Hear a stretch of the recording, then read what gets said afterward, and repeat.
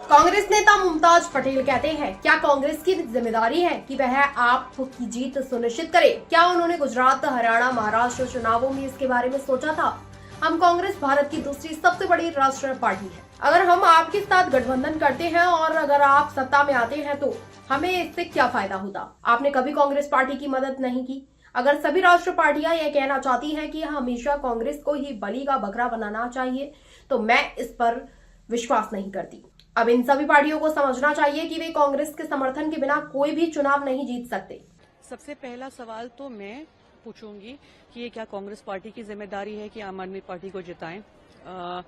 यही बात क्या आम आदमी पार्टी ने गुजरात में, हरियाणा में सोचा था क्या? हम देश की दूसरी सबसे बड़ी राष्ट्रीय दल हैं और हमारा पूरा हक बनता है कि हम चुनाव लड़ें। और इस वक्त दिल्ली में हमारे अस्तित्व का सवाल था और अगर हम गठबंधन करने जाते और आम आदमी पार्टी की सरकार बनती तो कांग्रेस पार्टी इसमें कहाँ रहती? ऐसा नहीं हुआ है कभी कि आम आदमी पार्टी ने कांग्रेस की मदद करी है। तो ये जो अलायंस, इंडिया अलायंस के तहत भी हुआ था, ये गलती थी एक। और आगे जाके भी मैं कहना चाहूंगी कि अगर सारे राष्ट्रीय दल यही कहना चाहते कि कांग्रेस पार्टी ही हमेशा सैक्रिफाइस करे तो इस बात पे मैं यकीन नहीं करती हूँ, बिल्कुल भी नहीं। कांग्रेस पार्टी मजबूती से हर चुनाव लड़ेगी और शायद अब इन दलों को यकीन हो जाना चाहिए कि बिना कांग्रेस पार्टी के आप भी नहीं जीत सकते। क्या इंडिया अलायंस के अंदर अभी अरविंद केजरीवाल को फ्यूचर में रहना चाहिए जिस हिसाब से कांग्रेस और आम आदमी पार्टी के बीच में चीजें चल रही हैं? देखिए, ये तो अलायंस तय करेगा, पर कुछ वक्त पहले अगर आपने देखा था तो अरविंद केजरीवाल जी कह रहे थे कि कांग्रेस पार्टी को ही इंडिया अलायंस से निकाल दें। तो ये सब बातें सही नहीं है।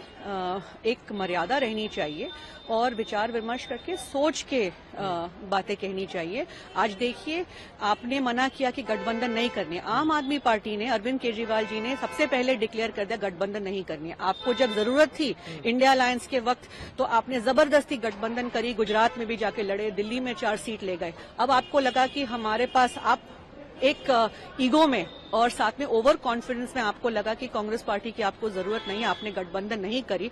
आज आप देखिए, तो मैं ये बताना चाहूंगी जी, बेशक कांग्रेस पार्टी जीरो पे है और हमें इस पे विचार विमर्श करना चाहिए कि क्यों जनता का भरोसा हम लोग वापस जीत नहीं पा रहे हैं।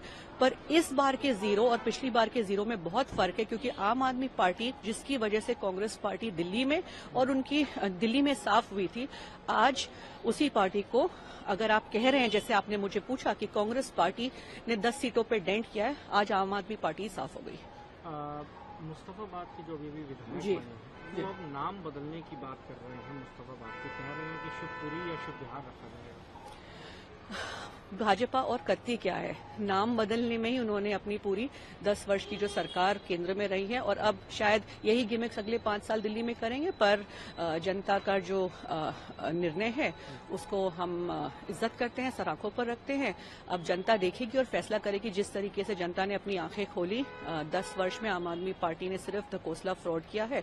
अब 5 वर्ष देखते हैं, अगर भाजपा नहीं डिलीवर कर पाई और अपना वक्त सिर्फ इन सब में जाहिर करेगी तो जनता अपना जवाब 5 वर्ष में दे देगी। एक आखिरी सवाल जी, अरविंद केजरीवाल ने अभी जो विधायक जी, उनके साथ मीटिंग की, आतिशी बाहर आई, उन्होंने मीडिया से कहा कि हम लोग अपना विपक्ष का जो है कर्तव्य पूरी तरीके से निभाएंगे। जिस तरह से बीजेपी ने कहा कि 2500 रुपये हम महिलाओं के खाते में देंगे, हमारा पहला काम होगा कि हम इस बात को श्योर करें कि बीजेपी हर महिलाओं के खाते में 2500 रुपये 8 मार्च तक देगी। जी, देखिए, चुनाव से पहले भी मैं कहती थी कि ये बीजेपी और आम आदमी की जुगलबंदी में दिल्ली की जनता पिस रही है।